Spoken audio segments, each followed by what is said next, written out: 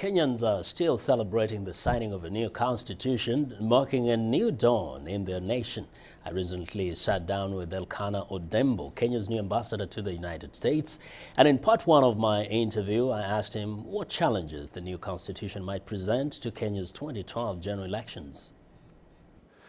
It will challenge the new election and election process because it will be an election like no election that we've had before. We are creating new institutions, and therefore there will be new representations at different levels. We have parliament, we will have an upper house, we will have a senate. We have a president who will have to choose a running mate. We have a president who is going to be running for nothing but the presidency, as opposed to what we've had until now, where the president is both a member of parliament and the president and head of state and head of government. That's changing. Give us a sense of what it will be like politically after the election, if everything goes smoothly. We have a system where the executive, as we have known it, is going to change so fundamentally because in the system that we've had, that we are just coming out from, you have members of parliament who are then subsequently appointed by the head of state to form the cabinet.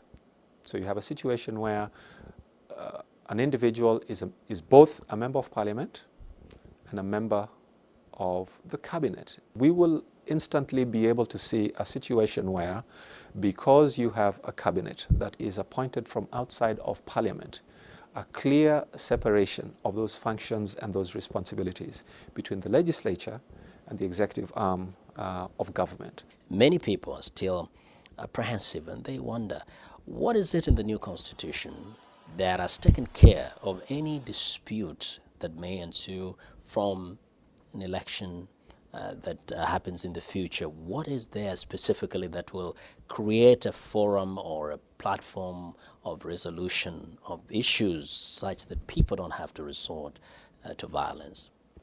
We have a situation where the judiciary is going to go through a complete overhaul within the next year. But also the fact that we have institutions, other institutions that have been put in place, I think that will preempt some of the things that happen. For one, we have an electoral commission that, if this referendum is anything to go by, is much more effective and efficient compared to the electoral commissions that we've had before. A significant level of independence, which I think is very, very important. It is very impartial, and that has to do with the process that they went through before they were in place. One thing that is in this new constitution that perhaps those in the country may not necessarily see the significance is the provision for dual citizenship. What does this mean to the country? What does this mean to the Kenyan diaspora?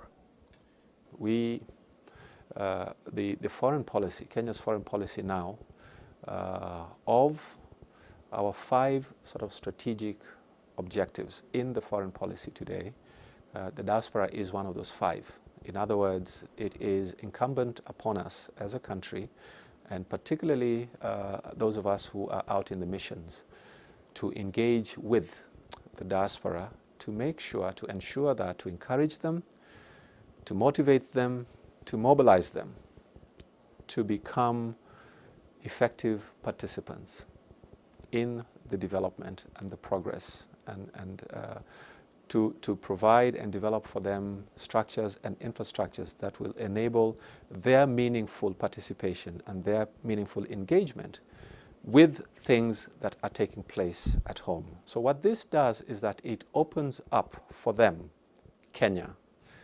It says to them that Kenya is now open to you to come back regardless of what other passport you hold. You are Kenyan, and you are Kenyan by right, and we are inviting you to come back and to continue to engage with us, to participate with us in nation building, because we acknowledge and appreciate the resources and the capacities that some of these people have. Kenya has up to 5 years to implement the entire new constitution. Join me tomorrow for part 2 of my conversation with Ambassador Odembo.